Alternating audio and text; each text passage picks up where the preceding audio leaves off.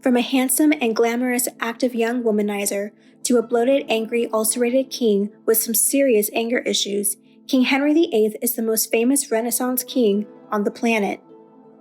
Born June 28, 1491, at Greenwich Palace, he was the second son to Henry VII and Elizabeth of York. He was what you would consider the spare, as his older brother Prince Arthur would be the next heir to his father's throne. However, his brother passed on April 2, 1502, and Henry was now the next in line to succeed his father's throne. On April 21, 1509, Henry ascended to the throne. He famously married 6 times in search of the one wife that would give him a son.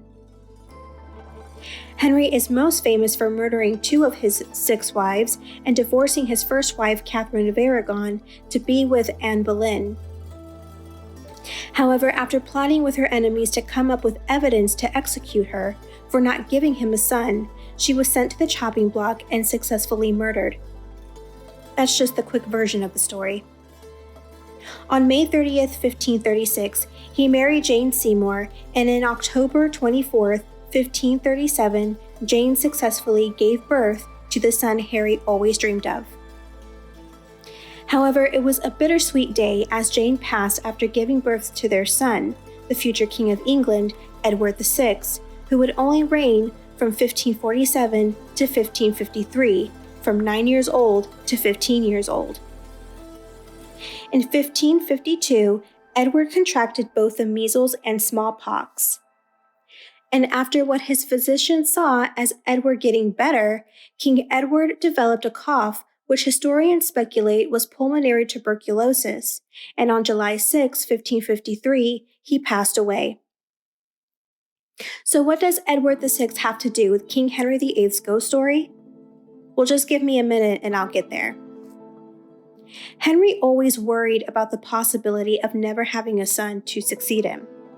It is my opinion that this torturous worry added to his aggressive and impulsive behavior.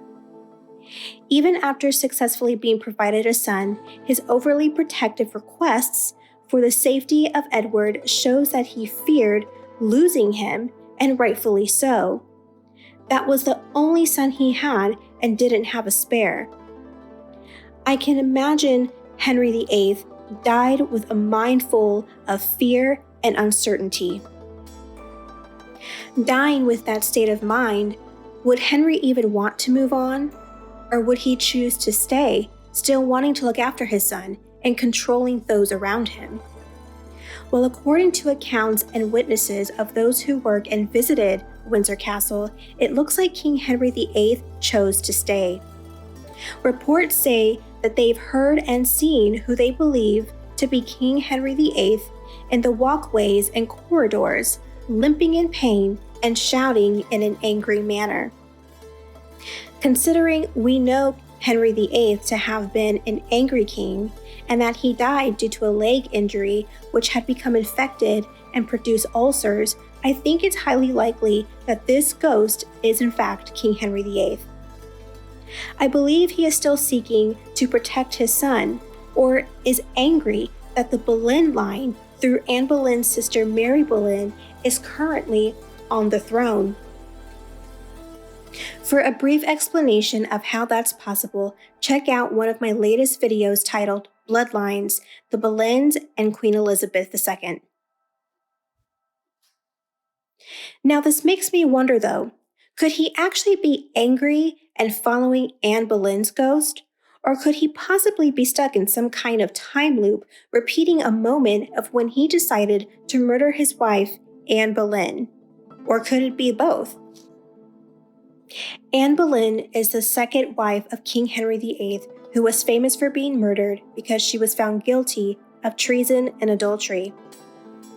The last days of Anne Boleyn's life must have been filled with fear, pain, regret for living in England in the first place, sadness, and uncertainty.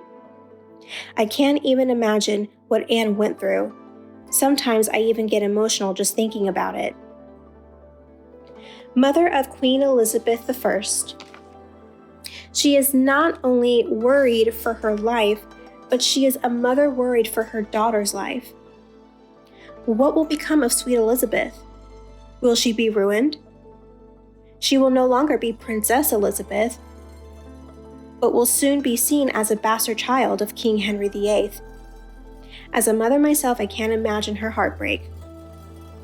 Anne Boleyn was forced into marriage with Henry. She tried her best with what she was royally forced to have, and then disposed of by the same person who claimed to love her.